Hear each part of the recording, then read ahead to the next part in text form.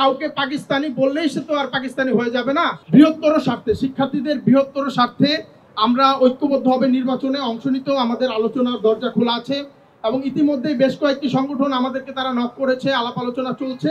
যদি আমরা মনে করি শিক্ষার্থীদের কল্যাণে ঐক্যবদ্ধভাবে জোটবদ্ধভাবে নির্বাচন করলে এটা ক্যাম্পাসের জন্য, শিক্ষার্থীদের জন্য কল্যাণকর হবে, তাহলে আমরা ঐক্যবদ্ধভাবে নির্বাচন করতেও প্রস্তুত রয়েছি।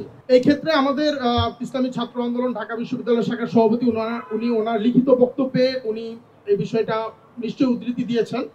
তারপর আমরা যেটা বলবো যে ক্যাম্পাসের সার্বিক পরিস্থিতি বিবেচনায় ডাকসুর পরিবেশকে সমুন্নত রাখতে এবং সুন্দর রাখতে ঢাকা বিশ্ববিদ্যালয় ক্যাম্পাসে যেন এই যে দীর্ঘ 6 বছর পরে ডাকসু নির্বাচন অনুষ্ঠিত হতে যাচ্ছে, এটা যেন কোনো পক্ষ এই বিবাদের সুযোগ নিয়ে ডাকসু নির্বাচনকে বানচাল করতে না পারে, এই ব্যাপারে আমাদের সকলকে সজাগ থাকতে হবে। RICL TMX, যুগের পর যুগ স্থাপনা থাকে মজবুত। এবং 71 প্রশ্ন ঢাকা বিশ্ববিদ্যালয়ের জন্য অত্যন্ত ভ্যালিড এবং বাংলাদেশের রাজনীতির জন্য অত্যন্ত প্রাসঙ্গিক একটি প্রশ্ন। এই প্রশ্নের জায়গায় সকলকে স্বচ্ছ থাকা উচিত এবং ক্যাম্পাসে যেন কোনো বিষয়ে এই মুহূর্তে বিশৃঙ্খল পরিস্থিতি সৃষ্টি না হয়, সংঘাতময় পরিস্থিতি সৃষ্টি না হয়, এই জন্য আমাদের সকলকে সজাগ এবং সচেতন থাকার আমি আহ্বান জানাচ্ছি এবং উভয় পক্ষকে সহনশীল আচরণ করার জন্য আমরা আহ্বান জানাচ্ছি। প্রশ্নের স্বচ্ছতা রাখার ব্যাপারে আমি বলেছি। দেখেন, কে নির্বাচনে অংশ নিতে পারবে, কে নির্বাচনে অংশ নিতে পারবে না, এটা ঢাকা বিশ্ববিদ্যালয় প্রশাসন সকল ছাত্র সংগঠনের সাথে মত বিনিময়ের মাধ্যমে তারা নির্ধারণ করবে।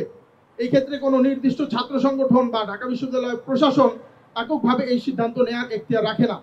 এবং আগে যে সিদ্ধান্ত হয়েছে এই ব্যাপারে আমরা ঢাকা বিশ্ববিদ্যালয় প্রশাসনের সাথে বেশ কয়েকবার আমরা বৈঠক করেছি।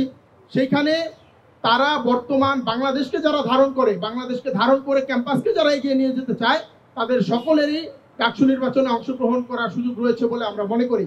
এবং এই ক্ষেত্রে সকলেই ঢাকা বিশ্ববিদ্যালয় ক্যাম্পাসে যারা রাজনীতি করে তারা বাংলাদেশকে ধারণ করেই রাজনীতি করে এবং সামনেও তারা করবে, এই ব্যাপারেই তারা আমাদেরকে আশ্বস্ত করেছেন। তা আমি মনে করি এই ব্যাপারে আর তেমন কোনো প্রশ্ন থাকার সুযোগ নেই।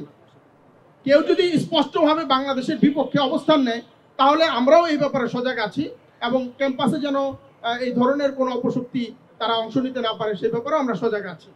আমরা সবাই বাংলাদেশি, বাংলাদেশে আমরা জন্মগ্রহণ করেছি, অতএব কাউকে পাকিস্তানি বললেই সে তো আর পাকিস্তানি হয়ে যাবে না।